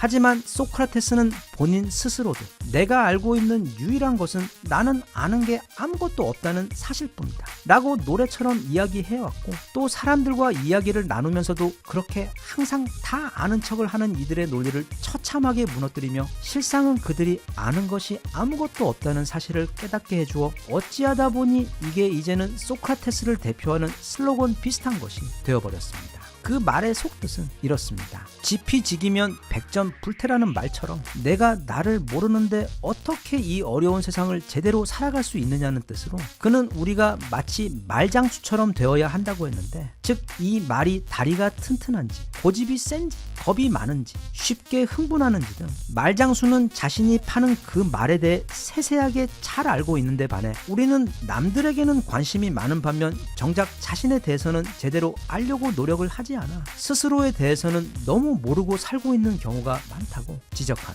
것입니다. 그럼 우리는 자신에 대해 그리고 세상에 대해서도 열심히 배워야 하는데 이게 어떻게 된 건지 그가 만난 모든 사람들은 남녀노소 지위가 높고 낮음에 상관없이 다들 잘못된 지식을 가지고 있음에도 이게 모르는 게 없는 척척 박사들이었다는 점입니다. 즉 자신이 잘못 알고 있다는 것 또는 모른다는 것을 인정하는 것이야말로 즉 그런 겸손한 태도야말로 모든 배움과 성장의 출발점인데도 이미 꽉 차버려 더 이상 아무것도 들어갈 수 없는 그릇처럼 우리 대부분 사람들은 아무것도 제대로 알지 못함에도 다들 자신은 모든 걸 잘 알고 있다고 착각하며 사는 것을 경고한 것입니다. 소크라테스가 전하는 행복하고 성공적인 인생을 위한 또 다른 조언은 어쩌면 이건 굉장히 의외라고 생각될 수도 있는데 바로 건강입니다. 그것도 그냥 시간 맞춰 비타민이랑 홍삼 챙겨 먹는 그런 건강이 아니라 강력한 몸을 만들라는 조언입니다. 왜냐하면 인생을 제대로 잘 살아내려면 강력하고 건강한 정신이 꼭 필요한데 그런 정신이 기거하는 집이 바로 우리 몸이기 때문에 건강한 정신은 건강한 몸에서 비롯된다라는 당시 올림픽의 도시 아테네의 아주 유명한 표어처럼 그건 옵션이 아니라 필수라고 아테네 최고의 중보병 전사이자 70살이 되어서 비로소까지 한겨울에 맨발로 거리를 걸어 다닐 정도로 강건했던 소크라테스는 강조했습니다. 니체 역시 일기를 쓰려면 밤이 아닌 오전에 쓰라고 했는데, 왜냐하면 밤 늦게 몸이 피곤한 상태에서 일기를 쓰게 되면 마음이 약해져 부정적인 쪽으로만 하루를 돌아보게 돼요. 가능하면 정신이 맑고 건강한 오전에 일기를 쓰라고 했던 것입니다. 참고로 건강한 정신은 건강한 몸에서 비롯된다라는 그 아테네 표현은 그리스어로 아니마 사노 인코르포 사노인데, 이걸 앞자리만 따서 만든 브랜드가 바로 아식스입니다. 그리고 끝으로 그는 살면서 만나는 모든 사람들에게 친절하라고 당부했습니다. 만나는 사람마다 전기 충격을 주던 전기 가오리가 할 말은 아닌 것도 같기는 하지만, 그는 우리 인간들 모두가 이 삶이라는 너무도 어렵고 힘든 전투를 치르고 있는 중이기 때문에 무엇보다 서로에게 친절해야 한다고 당부했습니다. 현대를 사는 우리의 모습을 보아도 특히 지금 40 정도를 지나고 있는 사람들의 경우 사실 삶이 굉장히 혼란스럽습니다. 아주 어린 학창시절부터 여기는 어디고 나는 또 무엇을 하고 있는지 그딴 건 생각할 틈도 없이 미친 듯이 공부하며 간신히 학교를 마치고 나니, 또 남자들의 경우 그 녹색지옥 군대까지 다녀오고 나니 벌써 나이는 20 중반이 되었고, 그때부터 다시 또 정신없이 일하며 가정까지 꾸리며 달려오며, 그래서 이제 40쯤 되면 이제는 모든 게 다 잘 자리를 잡고 정리가 되어 마음도 몸도 편하게 인생을 좀 즐길 수 있을 줄 알았는데, 아니 좀 최소한 평화로울 줄 알았는데, 이건 어찌 보면 어릴 적보다 훨씬 더 힘들고 고민이 많아져 너무도 힘이 들고 혼란스러운 경우가 아주 많습니다. 회사도 세상도 그리고 가족들도 다 나만 바라보고 있고, 내가 매번 뭔가를 해내길 기대하고 요구하고 있기 때문이며, 그러면서도 혹시 내가 괜찮은지 묻는 사람은 아무도 없어. 40을 사는 우리들은 사회적으로 가장 바쁘고 일이 많으면서도 동시에 그 어깨 위 십자가가 가장 무거운 인생의 시기입니다. 그건 지금도 그렇지만 1000년 전에도, 그리고 소크라테스가 살던 2500년 전에도 마찬가지였을 겁니다.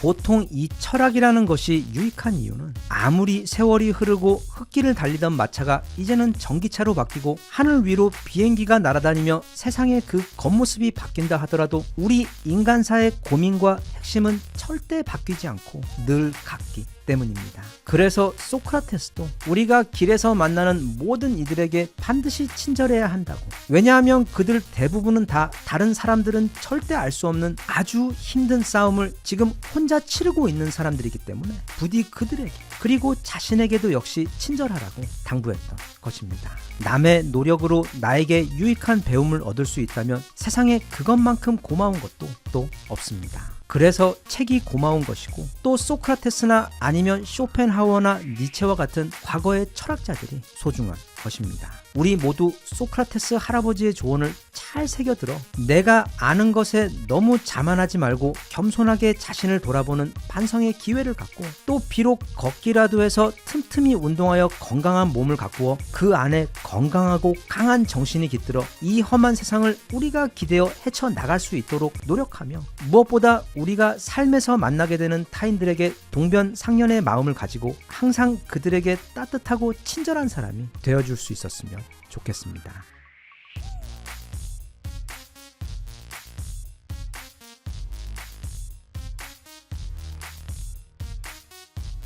Even if you tried, you wouldn't understand it. Maybe something's missing inside of you.